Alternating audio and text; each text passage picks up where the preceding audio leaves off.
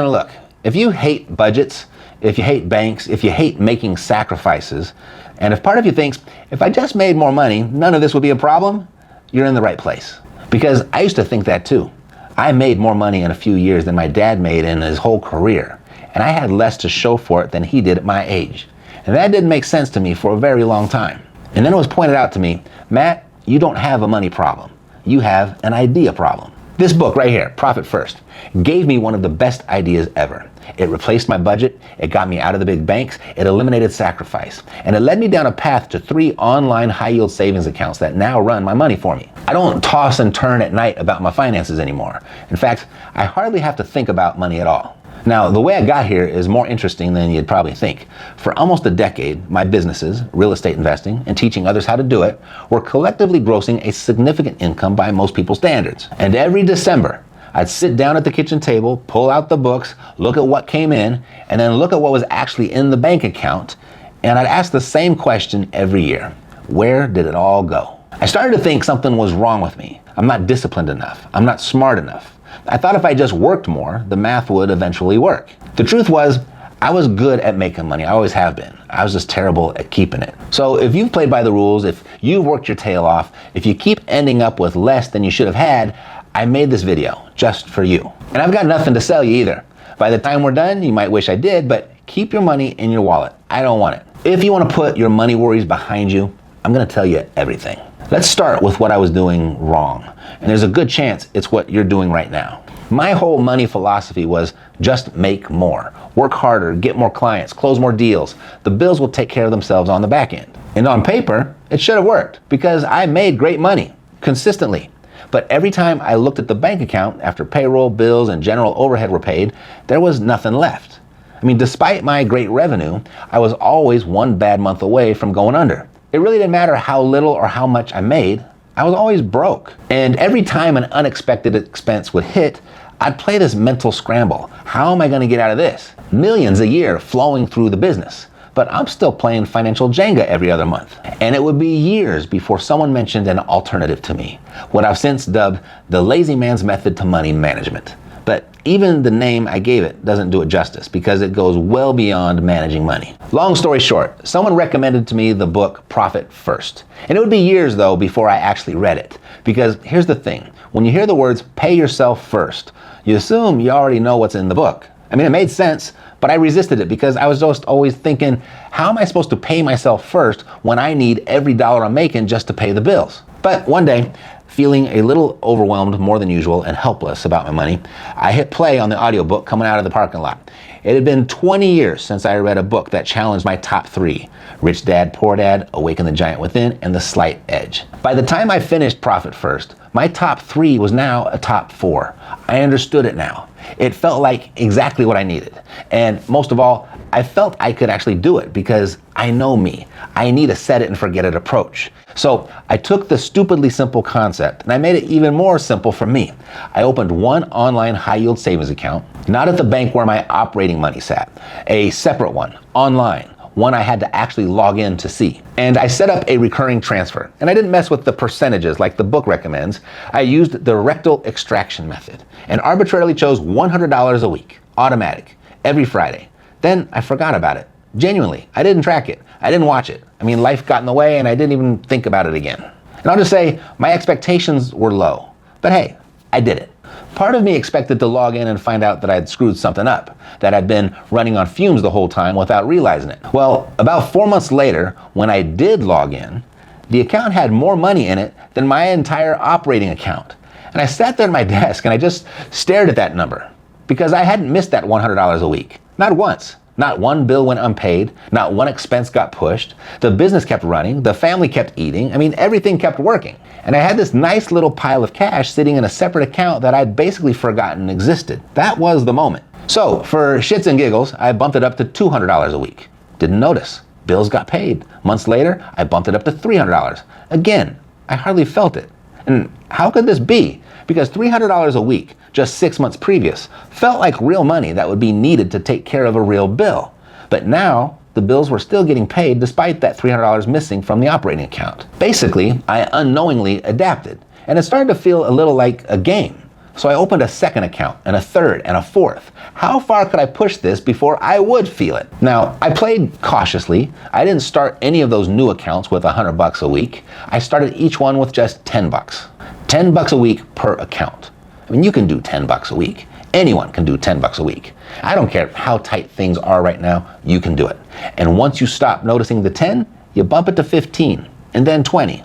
And every quarter, you nudge it up a little bit further, a little bit further, a little bit further. It is a game you can't lose. I mean, there's only upside.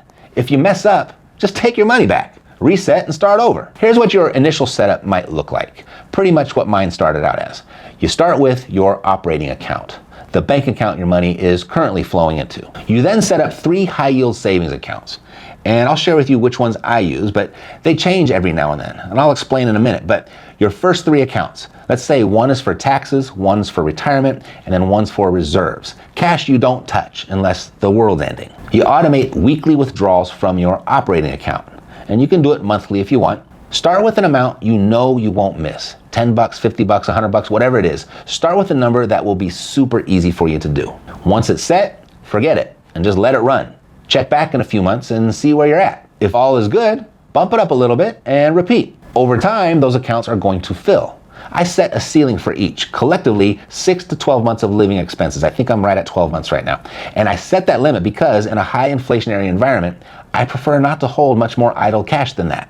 So once you hit that ceiling, most of these high yield savings accounts have a feature to where you can automate transfers of your surplus cash into various investments, such as stocks, gold, and crypto. I even set up a 4th investment account just to build up cash for the down payment on my next income property. You see, after you've built up all of your cash positions earning the high yield in your savings accounts, you're positioned now to move the surplus to greater, higher earning opportunities. For example, in 2015, I had allocated 10% of my surplus cash to go to crypto. After a few years, that small crypto allocation had grown to 50% of my net worth. I took profits and diversified among my other investment accounts. The point here is not to recommend crypto to you, but rather to recognize that I wouldn't even have been in a position to make that investment had I not set up the basic automated system first. And here's where it gets really exciting. Once you get past a certain cash position and everything continues to happen automatically, your money starts to make real money for you, and things start to really accelerate. The whole thing, though, it's rather uneventful, except for those quarterly check-ins. Those are little mini celebrations. And here's the part that really makes the whole thing work, though. I chose online high-yield savings accounts on purpose, not the bank down the street, online. And I'll let you in on which ones I'm currently using in a second, but I put a link below if you want to take a peek now. But initially, I chose these accounts for the higher interest rate they paid. Of course, obviously. But there was a secondary benefit to these accounts that arguably is worth more than the interest payments. Online accounts have just the right amount of friction, meaning you can't walk in. And I purposely didn't request an ATM card for my accounts. And I purposely didn't download the apps on my phone. I purposely created friction for myself. And it turns out that that was the secret sauce. Building in that very slight bit of inconvenience made the whole system mat-proof.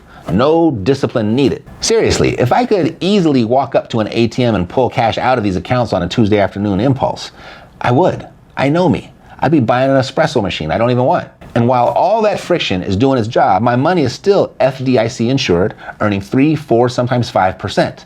Compare that to the 0.3% my big bank was paying me. That's 10 times the interest for just parking my money somewhere else. I don't know why everyone doesn't do this. So here's what's different now versus 15 years ago.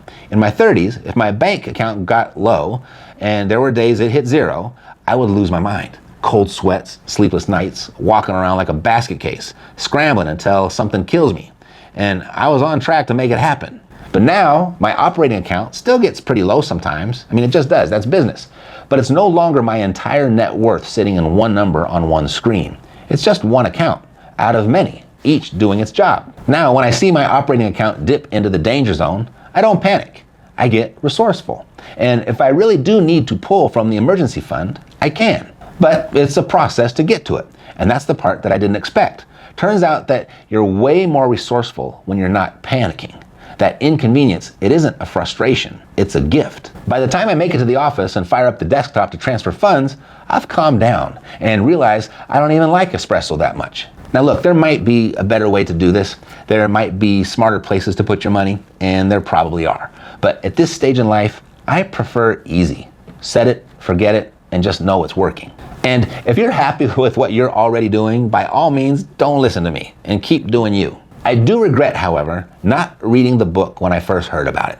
I can't help to think about what could have been had I not figured this out halfway through life. I mean, I still sit here sometimes and think that they should have taught this in high school. They easily could have. I mean, let's cut a week out of the Catcher in the Rye curriculum and replace it with this, and an entire generation's financial trajectory shifts. We'd be looking at a completely different country right now. Anyway, since I didn't get that high school class, I figured the least that I could do is share what I'm running with my family and friends. Now, the hardest part of all this isn't the system. The hardest part is picking which account to open first. You see, there's like 50-something options out there right now. They all sound the same, and you don't want to pick the wrong one. I mean, I think I've got 9 or 10 of these accounts open at the moment, but I'm always hunting for better high-yield savings accounts, new ones with better rates, sign-on bonuses, different perks, things you don't see at the big banks. I keep an updated list for my community of my top 3 at any given time. I mean, whenever I find something better, I update the page so that they can check regularly to see what I'm using. In that list, it's posted at stackmybanks.com, and you're welcome to check it out anytime and make your own call. And this is what makes work fun now. With everything automated, all I do is keep my focus on the cash flowing into my operating account, and the system takes care of the rest. So do with this what you wish, and there really are just 2 moves that you can make. Move number 1, keep doing what you've been doing. If you're happy with the way it's playing out, don't let me interfere with that. Or move 2, start your own system. And you can start super small. Open 1 online high-yield savings account this week. Set up a recurring transfer of just $10 and forget about it. Check back in 3 months and witness the magic. Inch it up a bit and then come back in 3 months and repeat. Once I dialed in this side of my banking, I started looking at the other side of the bank relationship. Because while I've been talking about your savings this whole time, the bigger relationship most homeowners have with a bank isn't on the savings side at all. It's your mortgage. 6 figures of debt, sometimes more, 30 years. Every month a slice of your paycheck disappears into a little black box, and almost nobody understands what's happening inside of it. But the bank does. They're trained on it. And here's the part that bothers me. If you understood what was actually going on in there, you'd handle your mortgage completely differently. So I made this next video here for you to watch next. It's about 5 specific things that most homeowners have never had explained to them. Plus 1 move at the end that's straight out of the family office playbook, the one your bank has 0 incentive to ever bring up. Check it out. God loves you, and so do I. Take care.